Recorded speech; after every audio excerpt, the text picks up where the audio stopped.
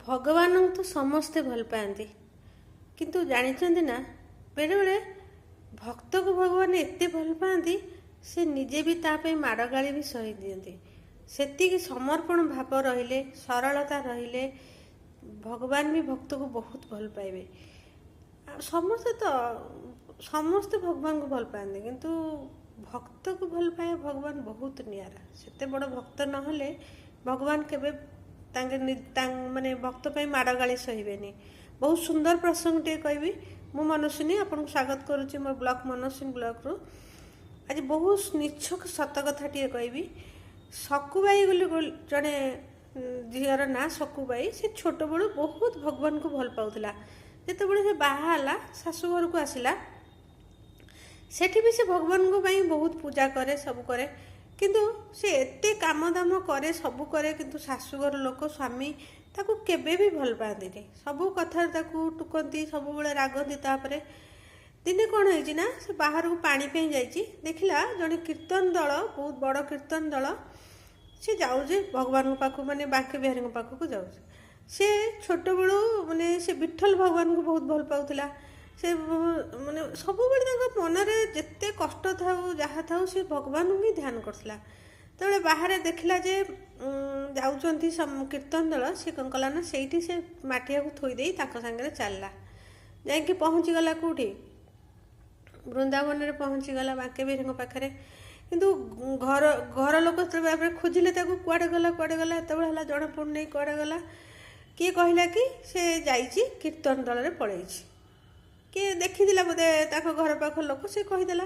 तापर एमाने बहुत खोजाखोजी कले किंतु सी तो भगवान पाखे पहुँची गला। भगवान कौन कले ना सेठी जो सी पहुँची जाइए भगवान कौन कर तार रूप हो आसी घरे रही जाइछन्ति। ताको लोक सोटू शाशुघर लोक भाभी ए गाँ लोक गुड़ा बोधे मिछ कहते यही तो घरे तो सकुबाई अच्छी। तापर जितेबाला सी सेठी थिला ताको सबुबले बहुत निर्यातना दौले। ये जमी पहुँची गला पचारे तू कुआड़े जाइलु सी कहला ना मु कुआड़े जाइनि मु पानी जाइली आनिबाकू आ पानी पे नहीं आसी ताकू कौन कले ना काले पड़े बोली ताकू बांधी देले गोटे गोटे दौड़ धरिकी गोड़ हाथ को बांधिदेले। एपटे कौन है सकुबाई जो पहुँची वृंदावन में सेठी जाकि तार भगवान पाखे समर्पण हो जाइए सबुदिन कीर्तन रे जोग दिए आउ से जहाँ प्रसाद मिले से खाए आउ से रुहे। एमती बहुत दिन पर से रहिला परे तापर तार कौन है भगवान पाखे से ध्यान जोग करे सब करे तापर किछि दिन बाद तार से मृत्यु हो गला। बहुत दिन पर तो मृत्यु हो जाइए। सेठिकार से गाँव जड़े लोक से कम करते से देखी से तार तार जाइना अंत्येष्टि क्रिया करी घर को खबर देते। घरे कौन है से पहुँची माने घर लोक कहते यही तो माने अच्छी आम घरे आ कौन कहते मरी जाइए बोली घर लोक भाविले ना ना यहाँ मिछ खबर बोधे आ किछि दिन बाद रुक्मिणी पचार श्रीकृष्ण को जे सकुबाई तुम एत बड़ भक्त आउ तमे तम सी तो ये मृत्यु हो गला तमें जाइना सेठी सकुबाई रूप में कहीं रहीच।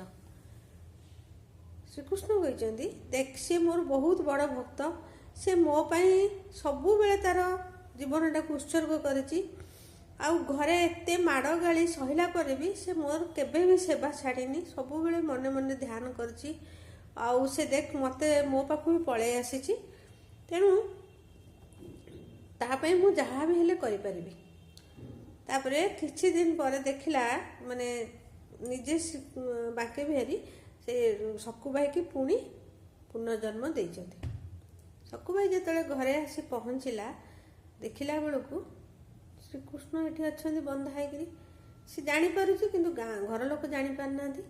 तापर कौन कले ना श्रीकृष्ण कौन कले ना से मुकुलिकी सकुबाई से घरे रहिला एवं से जो जितेबाला ये श्रीकृष्ण थे से बंधा होते जिते गाड़ी गुलज खाइले भी सी कौन करते ना केबे भी उत्तर दिखती कहते जे माने ठाकुर रही ये कर सकुबाई भाया ही रोते आउ सी रहिला परे से एते सुंदर व्यवहार समस्त सहित जिते गाड़ी गुलज भी सी सब कम करते ना से रहा फल घर भर गोटे पॉजिटिव वाइब आसला ସବୁ ମାନେ ଯେଉଁମାନେ ଏତେ ଦୁଷ୍ଟ ଥିଲେ ଆସ୍ତେ ଆସ୍ତେ ପରିବର୍ତ୍ତନ ହେଇଗଲେ, ମାନେ ଆଙ୍କୁ ଭଲ ପାଇବା ଜାଣିପାରିଲେ, ଭଲ ପାଇଲେ ଆଙ୍କୁ। ଯେତେବେଳେ ସକୁବାଇ ପୁଣି ପୁନର୍ଜନ୍ମ ହେଇ ଫେରିଲା, ସେତେବେଳେ ଭଲ ପାଇବାଟା ପୁରା ବଦଳି ଯାଇଛି ନା, ତେଣୁ ଶ୍ରୀକୃଷ୍ଣ ସେଠୁ ମୁକ୍ତ ହେଇକି ସକୁବାଇ ଯାଇ ସେଠି ରହିଲେ। ସେତେବେଳେ ଇଏ ଯେଉଁ ଲୋକ ବୃନ୍ଦାବନରେ ତାଙ୍କର ଅନ୍ତ୍ୟେଷ୍ଟି କ୍ରିୟା କରିଥିଲେ, ସିଏ ଯାଇଥିଲେ ଯେତେବେଳେ ସେ ଦେଖିଲେ, କହିଲେ ଆରେ ମୁଁ ତାଙ୍କୁ ସେଠି ଅନ୍ତ୍ୟେଷ୍ଟି କ୍ରିୟା କରିଥିଲି, ଇଏ ପୁଣି କ'ଣ ଆସି ଏଠି? ସେ ଜାଣିବେ ଇଏ ପୁଣି କେମିତି ବଞ୍ଚିକି ଆସିଲା, ମୁଁ କରିଥିଲି। ଯେତେବେଳେ ଶ୍ରୀକୃଷ୍ଣ ସେଠି ଥିଲେ, ଯେତେବେଳେ ସିଏ ତାଙ୍କୁ ତାପରେ ସ୍ୱପ୍ନରେ ଜଣେଇଲେ ଯେ ନା, ଇଏ ମୁଁ ପ୍ରକୃତରେ ସକୁବାଇର ମୃତ୍ୟୁ ହେଇଥିଲା, କିନ୍ତୁ ମୁଁ ଏଠି ସକୁବାଇ ରୂପରେ ଥିଲି। ଆଉ କି ମୋର ଭଲ ପାଇବା ମୁଁ ରହିବା ଫଳରେ ଘରର ମାନେ ଘରର ଯେଉଁ ହାଲଚାଲ ବଦଳି ଯାଇଛି, ଆଉ ସେମାନେ ସକୁବାଇକୁ ଭଲ ପାଇଛନ୍ତି। ଆଉ ସେ ମୋର ଏତେ ବଡ଼ ଭକ୍ତ ଥିବାରୁ ତାର କେବେ ମୃତ୍ୟୁ ହେଲେ ବି ସେ ପୁଣି ପୁନର୍ଜନ୍ମ ନେଇକି ଏଠିକି ଆସିପାରିଛି। ମାନେ ଦେଖନ୍ତୁ, ଭଗବାନ କେତେ ଗାଳିଗୁଲ ସହିଲେ ତା ପାଇଁ, ମାନେ କେତେ ବାନ୍ଧିକି ରଖିଲେ, ତାଙ୍କୁ ମାଡ଼ ମାରିଛନ୍ତି, ସବୁ କରିଛନ୍ତି, କିନ୍ତୁ ତାପରେ ବି ଭଗବାନଙ୍କ ଭକ୍ତ ପାଇଁ ଏତେ ମାନେ କଷ୍ଟ ସହିଲା ପରେ ବି କେବେ ବି କହିନାହାନ୍ତି ଯେ ମୁଁ ମାନେ ଭଗବାନ ଆଉ ସିଏ ସକୁବାଇ ନୁହଁ। କିନ୍ତୁ ସେ ତାଙ୍କ ଜୀବନରେ ଦେଖ ମାନେ ଭକ୍ତ ପାଇଁ କ'ଣ କ'ଣ କରିଛନ୍ତି। ତେଣୁ ଆମେ ବେଳେବେଳେ ଭାବୁ କି ଆମେ ପ୍ରକୃତରେ ଭଗବାନଙ୍କୁ ପୂଜା କରୁଛୁ, ସିଏ ଆମ କଥା କିଛି ଶୁଣୁନାହାନ୍ତି, କିଛି କରୁନାହାନ୍ତି। ଧୈର୍ଯ୍ୟର ସହିତ ପୂଜା କରନ୍ତୁ, ମନର ସହିତ ପୂଜା। ଏଇ ଫୁଲ ଫଳ ଅମକ ସମକ ଦେଇକି ଭଗବାନଙ୍କୁ କେବେ ଶାନ୍ତି କରିପାରିବେନି। ନିଜର ଅନ୍ତରର ଭଲ ପାଇବା ଆଉ ସରଳତା ଥିଲେ ଭଗବାନ ତୁମ କଥା ନିଶ୍ଚିନ୍ତ ଶୁଣିବେ। ଆଉ ତୁମେ ଯାହା ଚାହୁଁଥିବ ସମାଜର ମଙ୍ଗଳ ପାଇଁ କି ପରିବାରର ମଙ୍ଗଳ ପାଇଁ କି ସମସ୍ତଙ୍କୁ ଖୁସି କରିବା ପାଇଁ, ସେ ନିଶ୍ଚିନ୍ତ ପୂରଣ କରିବେ।